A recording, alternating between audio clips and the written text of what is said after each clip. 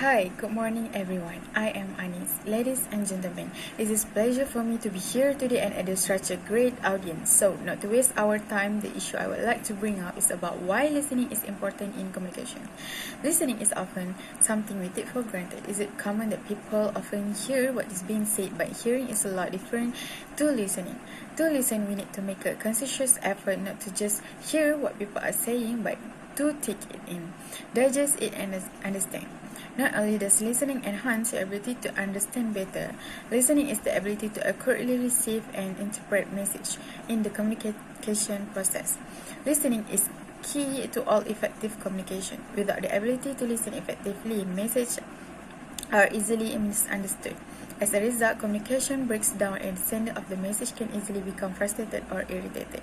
Communicating well consists of two parts, which is expressing yourself and listening to others. Many people forget the second part. Lots of people are good at talking, but when it's time to hear the thought and feeling of someone else, they fall short. Listening can be very challenging. It's come naturally to very few people. So to improve, you must be more intentional.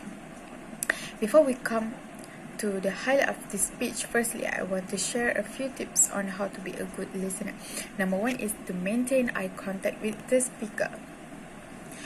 This will demonstrate to the speaker that the listener is paying attention. Number two is do not interrupt the speaker. Wait until he or she is completely finished, then ask question. Number three is control body language as much as possible. Sit still while listening. And lastly, a good listener knows that being attentive to what the speaker doesn't say is as important as being attentive to what he does say. Now, here come the highlight for this speech for today, which is why listening is important in communication.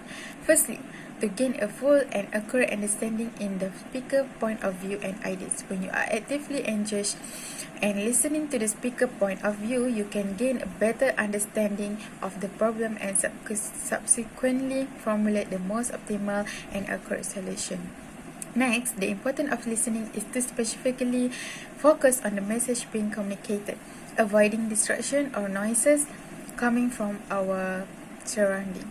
One common problem is that instead of listening closely to what someone is saying, we often get distracted and after a sentence or two, and instead start to think about what we are going to say in a reply, or think about unrelated things. This means we did not fully listen to the rest of the speaker's message. Sometimes listeners are also often unable to accurately attend to message because of four types of noise. Physical noise is caused by physical setting a listener is in.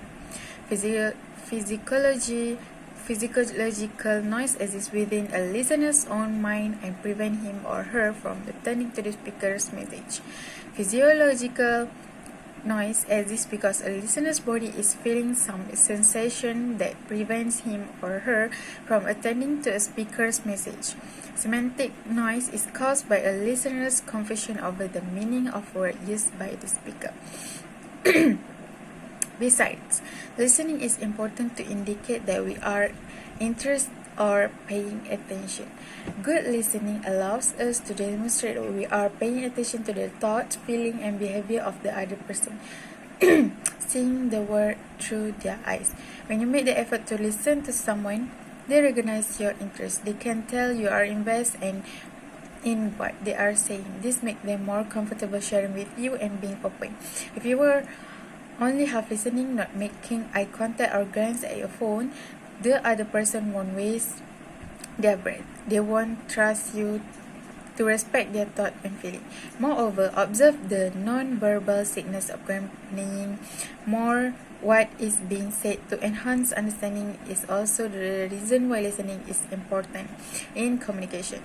Non-verbal communication includes facial expression, the tones and the pitch of the voice, gesture displayed through body language, and the physical distance between the communicators. Non-verbal communication helps people to reverse or modify what is what is said in word. For example, people may nod their heads vigorously when saying yes to emphasize that they agree with the other person, and shrug of shoulder and a sad expression when say I'm fine, thanks may actually implies that the things are not really fine at all. And lastly, the importance of listening in communication is to reduce misunderstanding. Misunderstanding are one of the most common effect of poor communication. When people aren't listening to each other, it's very easy to mishear something or misinterpret someone's meaning. Many times, misunderstanding aren't a big deal, but some can have major consequences. As an example, if someone isn't listening when their friends explain they have a certain food allergy, serving them a dish with a dangerous ingredient could be life-threatening.